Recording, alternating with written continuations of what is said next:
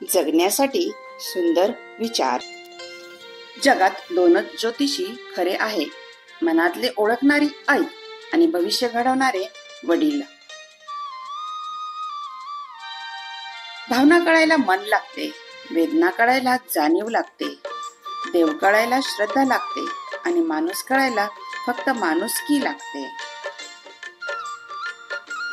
वेळ आयुष्यात प्रत्येक गोष्ट घडायची एक वेळ असते। देवावर आणि स्वतःवर विश्वास ठेवून एक एक पाऊल टाकत चला।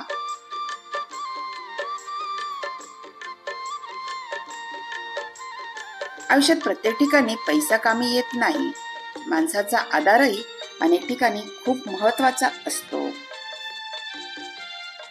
माणसाला त्याचे भोग हे भोगूनच संपवावे लागतात, ते टाळता येत नाही, कारण तो त्याच्या कर्माचा हिशोब असतो।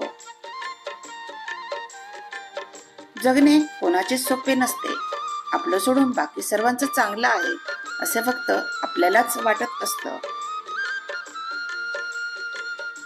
कोणालाच आपलेसे करण्यासाठी कोणती जादू असावी लागत नाही, फक्त आपण जे बोलतो ते सत्य आणि प्रामाणिक असले पाहिजे। सत्य परिस्थिती, आईने केलेल्या जेवणाला कधीच नावे ठेवू नका, कारण काही लोकांजवळ आई नाही तर काही लोकांजवळ जेवण नाही। जग आपल्याकडे कुठल्या नजरेने पाहत आहे हे महत्वाचं नाही, जग चालवणाऱ्याच्या नजरेत आपण कसे आहोत हे महत्वाचं। सोबत कितीही लोक असू द्या, शेवटी संघर्ष स्वतःलाच करावा लागतो, म्हणून अडचणीत आधार शोधू नका, स्वतःलाच भक्कम बनवा। आयुष्यात यश कधीही आपोआप आपल्या जवळ येत नाही, त्यासाठी आपल्याला मेहनतीच्या कष्टाच्या पायऱ्या चढाव्याच लागतात। नाती ती चांगली असतात ज्यात मीपणा फार कमी असतो आणि आपलेपणा जास्त असतो।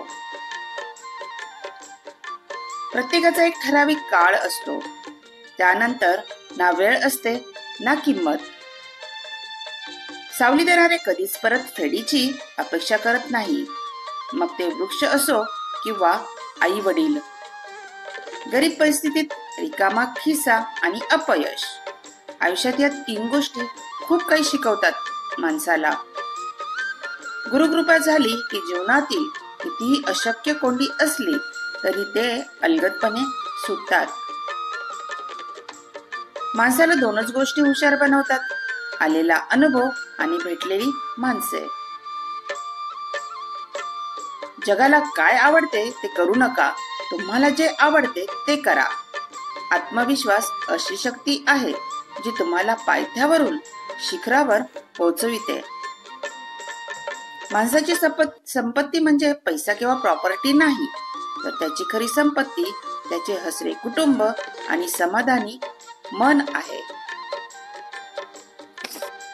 व्हिडिओ आवडला असेल तर लाईक, शेअर आणि सबस्क्राईब नक्की करा। धन्यवाद।